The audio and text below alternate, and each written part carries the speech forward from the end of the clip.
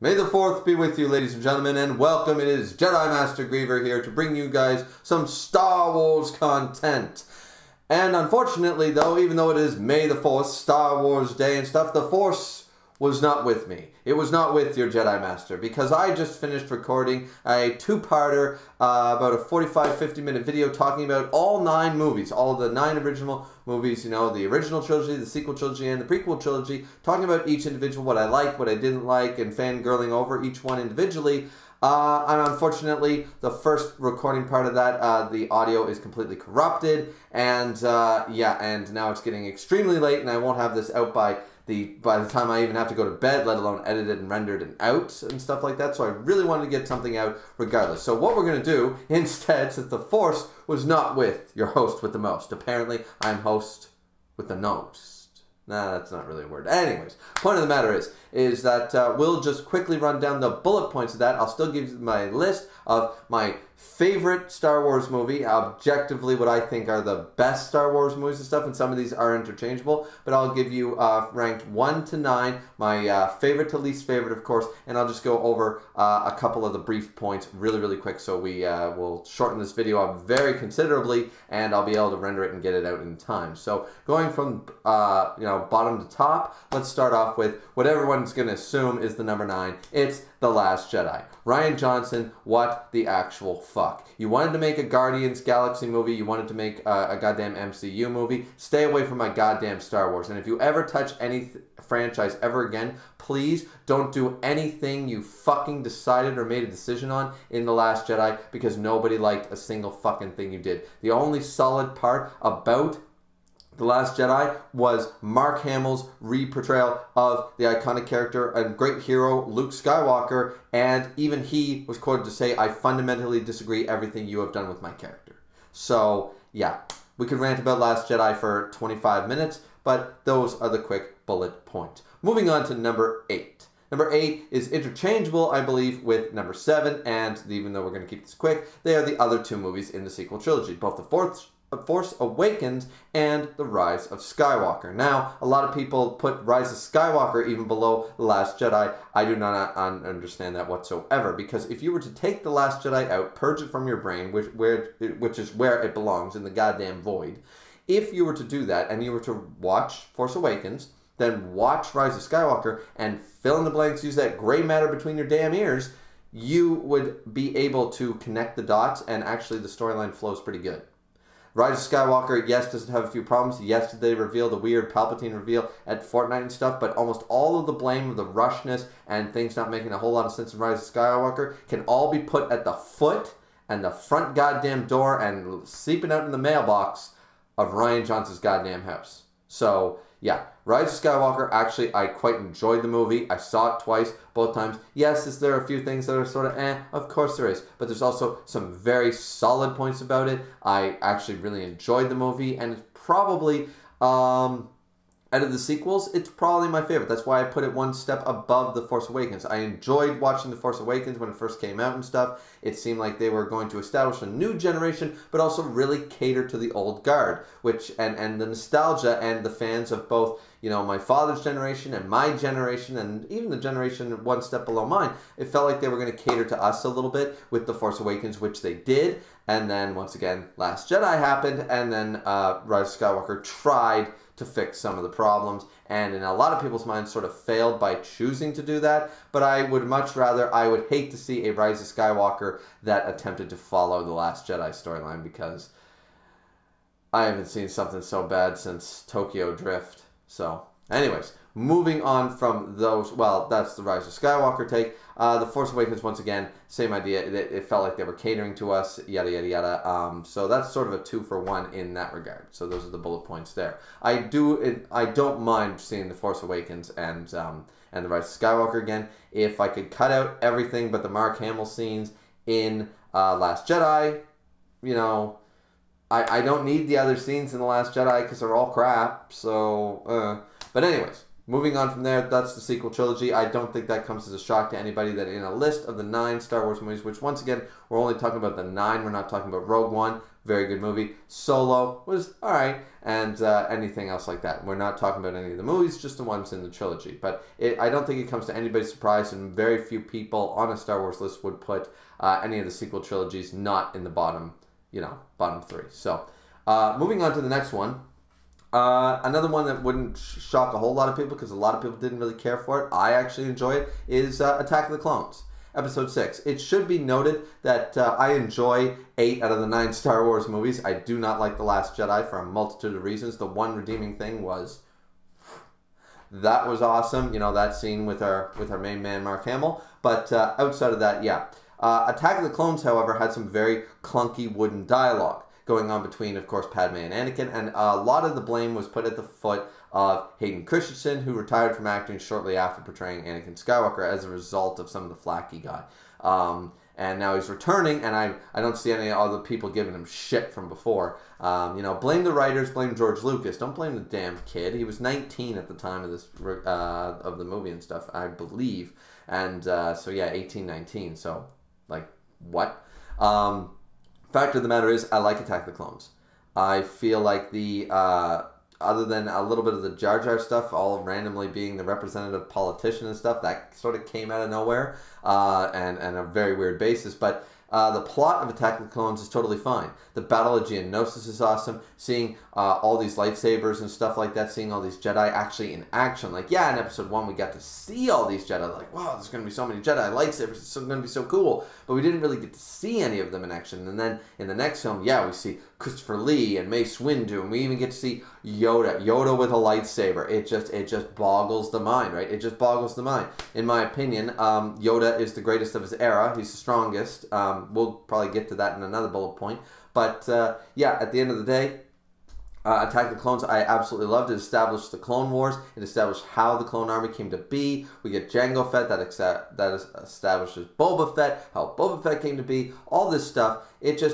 Everything for me personally, I think Attack of the Clones worked quite well. And we got to see the very bromance, the brotherly bond and love between Anakin and Obi-Wan. Ewan McGregor and Hayden Christensen did a very good job of portraying these guys are like brothers, sort of idea. So definitely think Attack of the Clones gets a lot of undeserved hate, just for, of course, the bad romantic dialogue, which George Lucas is not a romantic writer. I don't know why anyone allowed him near the romantic scene script, but I don't blame that on Natalie Portman, nor do I blame it on Hayden Christensen. And I definitely think that,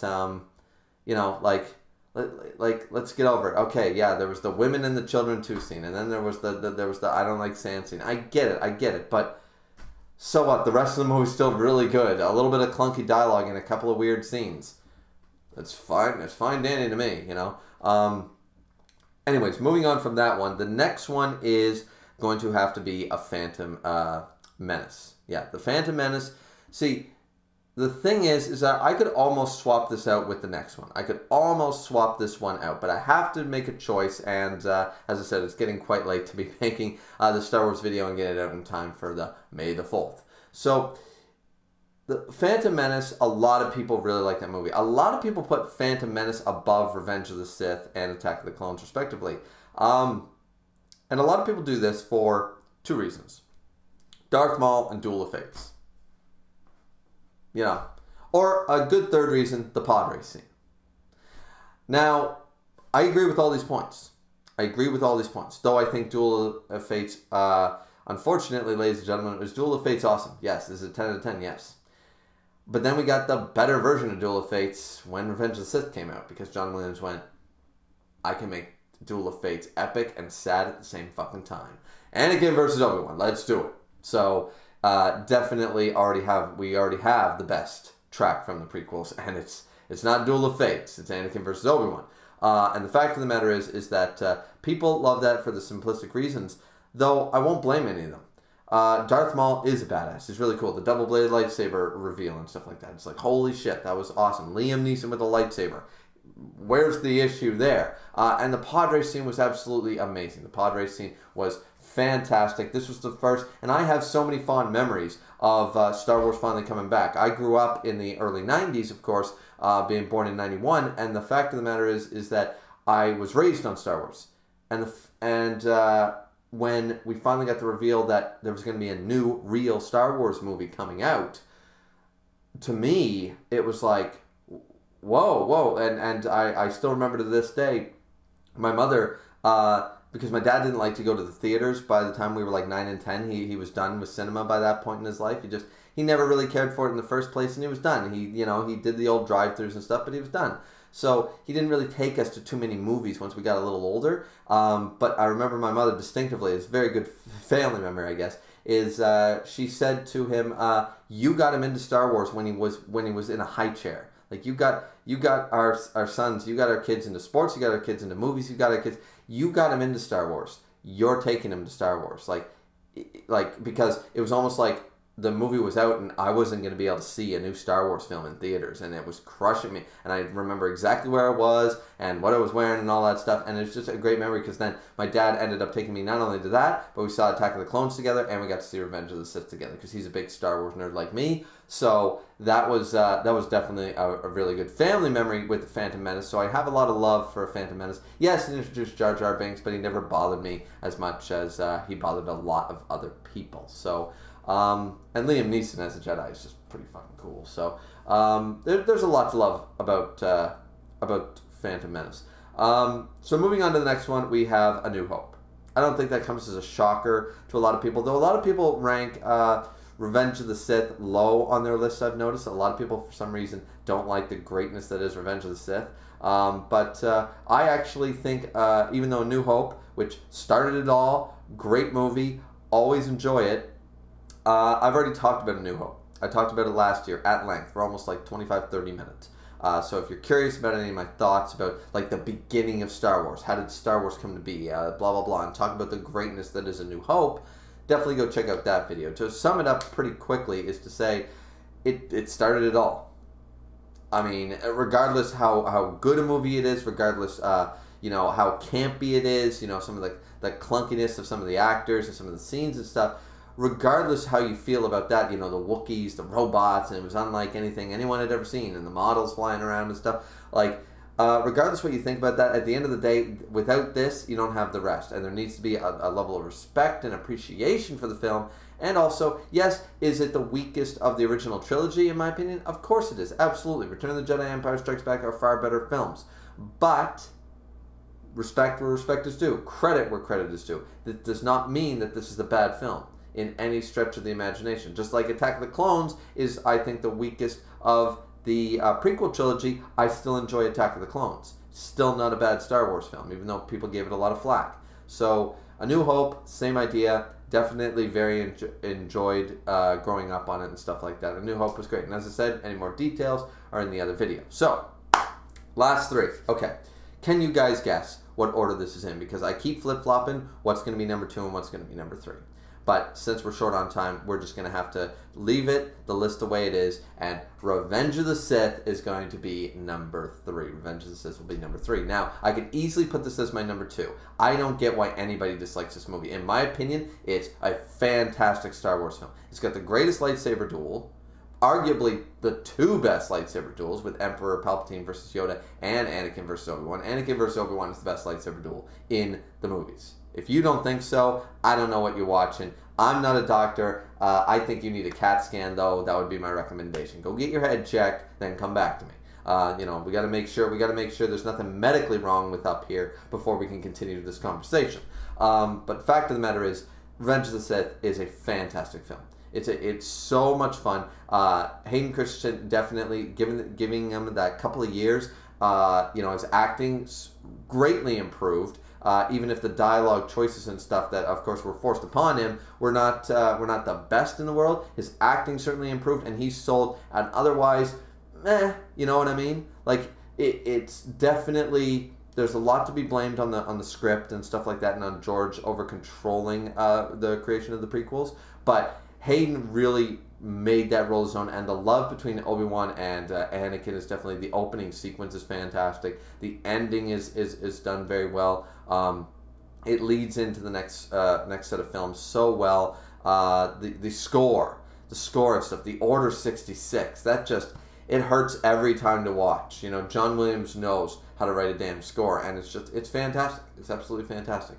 So, and we can't go any further without saying some of the best lines. We can't go any further without saying that one of the greatest lines and one of the greatest short little scenes. If I find a quick GIF, I'll put it up here if I have the time with the editing. But is Yoda walking into the Emperor's chambers? So it's like, oh, there's those red guards. This is a bad, bam, fucking gone. Like Yoda is so up to here with the bullshit going on right now. He has no time. He's got no chill. He is just ready. He's like, get the fuck out of my way. I've got shit to do. I'm on a schedule.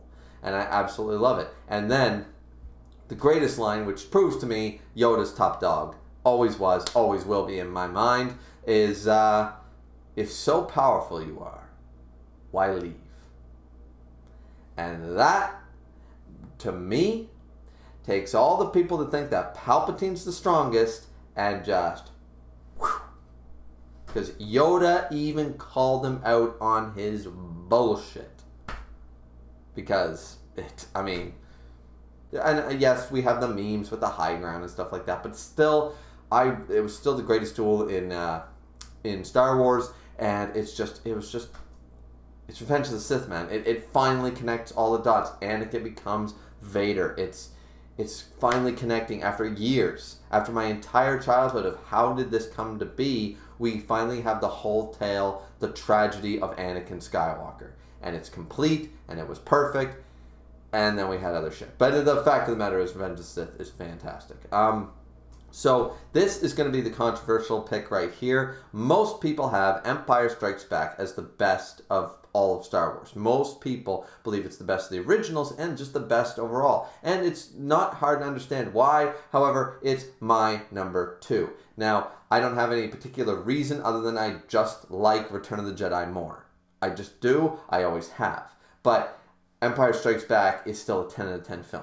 Still a 10 out of 10 Star Wars. The romance building between Han and Leia, the separation of the main characters, the Hoth battle, the duel, the first real duel, because let's be real, Alec Guinness and stuff, them dueling wasn't really much of a Star Wars duel. At the time it was, but then when we get to 1980 and we see this duel, it's like, whoa, holy shit, like these lightsaber duels, they're intense, they're actually fighting, like let's go. And of course we have the very classic, one of the most misquoted lines along with Play It Again Sam is, Luke, I am your father, the actual line being, no, I am your father. The big reveal, the big thing that really, solidifies this film was just on another level. And people question, was it true, was it not true? They even said, go back and check interviews, they even talk about it. Nobody really knew it was true or not. It was sort of unscripted, it wasn't written down anywhere and that kind of stuff. And so it's sort of the search your feelings and you know it to be true. So Empire Strikes Back was fantastic. The budget clearly had doubled and stuff like that. I believe that's in an interview as well with George, is that they didn't really have a whole lot of money when they made Star Wars, but once it became a hit, they gave them a shit ton of money to make Empire Strikes Back, and you can clearly tell the advancements in doing that. The special effects, everything was cleaner, crisper, just more of it too, right? The asteroid stuff, we get to meet the Emperor for the first time. There's just a lot of greatness there. We get Lando and blah, blah, blah. So, and we get the I Love You, I Know, Boba Fett, so many great things to talk about Empire Strikes Back. But final movie, of course, is Return of the Jedi. The big complaint I hear about Return of the Jedi is the Ewoks, and just really quick, I'm going to beat that down. I'm going to beat that easily with a stick, because it's very easy to say that you do not dislike Ewoks. It's very easy. You have two options. Either you dislike Ewoks, or either you like Ewoks, sorry, or you're psychotic, and I'm not a doctor, and I can't help you. So, that's on you. But, and here's how I can prove that you don't actually dislike the Ewoks. Because during the Battle of Endor, you remember that little scene? The Ewoks are fighting the stormtroopers, and the rocks are flying, and laser blasts are going everywhere. And there's that scene where two little Ewoks, two little cute, fuzzy, wood-dwelling teddy bears are running away. And all of a sudden, boom, we hear a blaster and we hear a scream from the Ewoks. And then the first little Ewok gets off the ground, shakes his little friend, and then he realizes, oh, my friend's not waking up. And then he realizes, and he gets down into a short little scene. It's only about 15-20 seconds. But then he gets down on his knees and he hugs the little guy. If you as a person didn't go, aww, like, aww, then once again, you're option number 2 and you're an absolute psychopath. And I can't help you. But assuming your response is the only logical response, which is, oh, like even if it's as simple, like it's not like, oh my God, that makes me cry. No, no, no. I'm just saying like oh man, the poor little Ewok, you know, at best. Then if you really hated Ewoks, why would you give a shit that one died? Just saying, do you really hate Ewoks or not? You're either a psychopath or you don't actually hate Ewoks. There's nothing wrong with Ewoks. This is a series about goddamn Wookiees and robots. You don't question a trash can driving around, hacking into everything and solving all their problems. You don't question a giant teddy bear running around for 2 whole fucking movies growling at everybody. But yeah. The teddy bears who actually live in the forest are the problem. Bears living in the forest. Wow. Couldn't fathom it myself. But that being said, no, there's so many good things to talk about Return of the Jedi.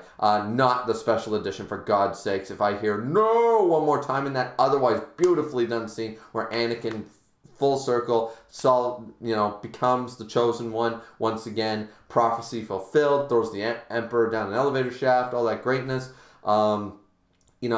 Sebastian Stan's eyebrows being removed and stuff. It was very, very weird. Very, very strange what the special edition did. But there were some great lines. There was some great stuff. Yoda had, Yoda's death. The Force Ghost scene at the end. The music, the soundtrack flaring up. The duel between Vader and Luke was fantastic as well. The Emperor, iconic. Ian McDiarmid doing his shtick. Every single line out of that dude's mouth is goddamn quotable. It's just perfect. Family Guy makes fun of it even. I mean, the title of one of the things is something dark side. And it's just because every line was quotable. He just had the way about him, and it worked out beautifully. Palpatine is, of course, iconic as hell. So there's just so much to praise, in my opinion, about Return of the Jedi. The green lightsaber, the Rancor fight, Luke's coming into his own, There's just, the Jabba, I really like the barge stuff. I like the Jabba palace stuff. I really do. I think it's a great opening get. It's just slowly building us up, The second Death Star battle was amazing, the special effects, the battles going through, it was just so awesome. And if nothing else, once again, Yoda dying, and one of my favorite lines in the world from the strongest Force user in the galaxy, strong am I with the Force, but not that strong. When Luke says that he can't die because he's fucking Yoda. And I love the wisdom and the humbleness of that line, that recognizing, in Yoda's mind, because the dark side is always like immortality and bringing people back from the dead and going against nature, and Yoda being the be all and end all still goes I've said, many people are strong with the Force, and I am strong with the Force, but he never says I'm all powerful with the Force, or I reach the pinnacle of the Force. He always just uses the same simple adjective of I'm just strong with the Force. Like anybody can be strong. The level of humbleness he has in these scenes in these movies is just fantastic. So yeah, there's a lot more we could talk about and ramble on about, but as I said, I already lost one recording. Don't want to lose this one, so let's just end off the video so I can get this out at the end of the night. Like, comment, subscribe, everybody. Happy May the 4th. Once again, happy May the 4th. We probably won't have time to do a video tomorrow. I've got stuff to do, hanging out with friends and stuff like that, so won't be able to do a Return of the 5th. And yes, I know people say Revenge of the 5th, but Revenge of the 6th sounds so much better, and why would you want to limit Star Wars to only 48 hours when you can have 72? I don't understand it. So what I call Return of the 5th, there will be no video about Return of the 5th or Revenge of the 6th or anything like that. Probably not, but we will be doing a Knights of the Old Republic 2, the Sith Lords Let's Play sometime later on this month. Maybe when I'm closer to finishing the Digimon Cyber Sleuth Let's Play, so I'm not too many games on the same time, but we'll have to wait and see about that. Hope you guys enjoyed. Once again, like, comment, subscribe, and may the Force be with you guys. See you back here next time. Bye-bye.